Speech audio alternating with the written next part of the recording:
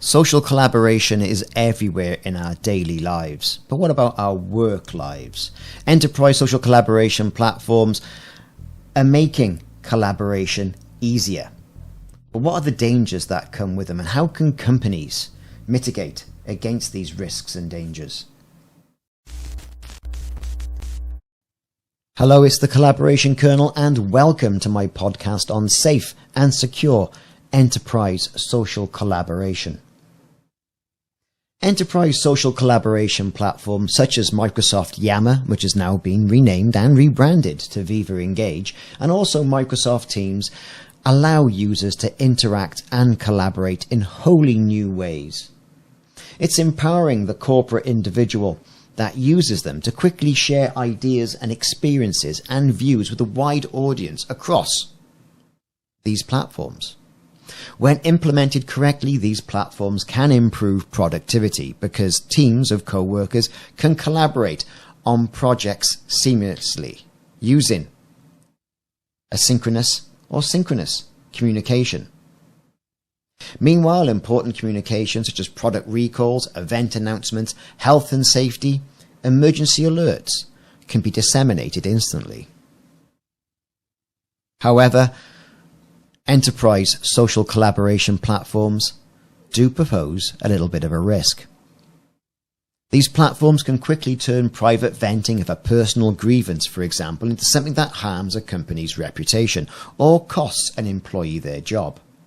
Other risks include the misuse of confidential information, disparaging remarks about the business or employees. Cyberbullying and inappropriate non-business use is one of the largest risks. The wider misuse of the internet and social collaboration by corporate workers costs the economy billions of dollars annually. Employees are increasingly using working hours to check personal social networking sites, and employers are also grappling with the issues of defamation, cyberbullying, freedom of speech, and the invasion of privacy. To overcome these issues, companies are establishing social collaboration policies that encompass employee usage, content, safety, monitoring, and legal considerations, and adding them to their contractual terms with employees. Typically, this is what you can share, where, how, why, and should you. A company's social collaboration policy should make use of a clear distinction between business and personal use of social tools, and it must also give well-defined guidelines for what employees can and cannot say about the organization. A typical example here is, should you tell everybody on social media where you work? Could this lead you open to phishing attacks? The employer, staff and unions or staff representatives should agree on guidelines that give the company confidence that its reputation will be protected.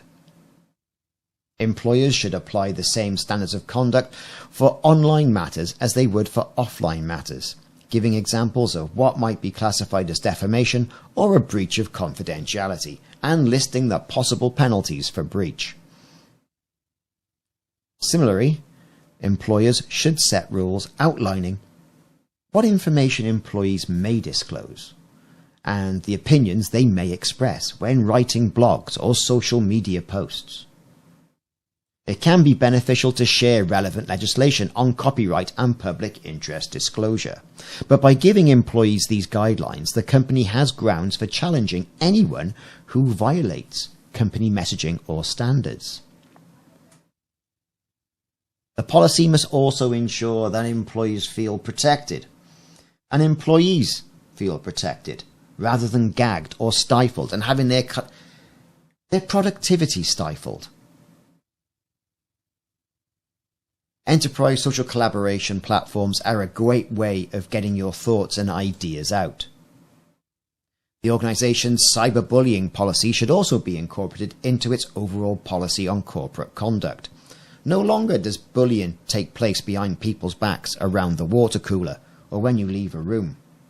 These platforms can provide a medium for people to be bullied in the workplace. And how would you police that? Legal considerations must be factored into the policy. Case law suggests that employees have a reasonable expectation of privacy in the workplace, and European Union citizens now have more control over their personal data owing to the new data protection regulation. Laws also limit how organisations can use covert surveillance.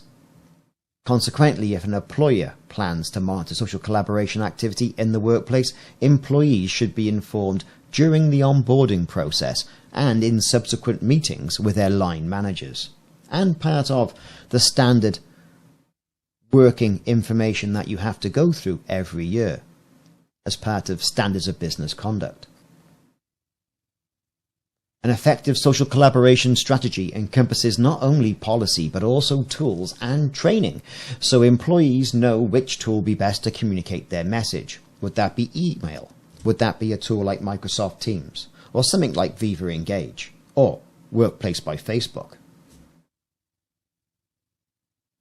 There are several collaboration tools for corporations, including those that can broadcast general information to a wide group of people rather than direct recipients. This is known as outer-loop collaboration. In addition, there are platforms and applications that can deliver a focus message to an individual or small group that the sender collaborates with regularly. Now that's known as the inner loop of collaboration.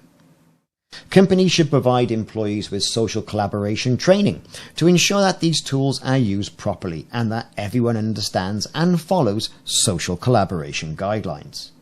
For example, companies can encourage employees to frequently check their privacy settings on their social networking sites, something that we all should do on a regular basis. Changing the way we work will always be a challenge, but collaboration in the workplace using enterprise versions of consumer social collaboration tools is happening, and companies must adapt to facilitate it or combat against it. The social collaboration represents a significant shift in the way people work as individuals and in teams, cutting across hierarchies and geographical boundaries, and enabling spontaneous connections with previously unknown colleagues, whether they be on the same site, different countries, different parts of the business. To implement social collaboration successfully, organizations must understand their business objectives and determine which social collaboration tools fit best. They can then craft an effective social collaboration policy, communicate it to employees, and manage change as employees adapt to new tools.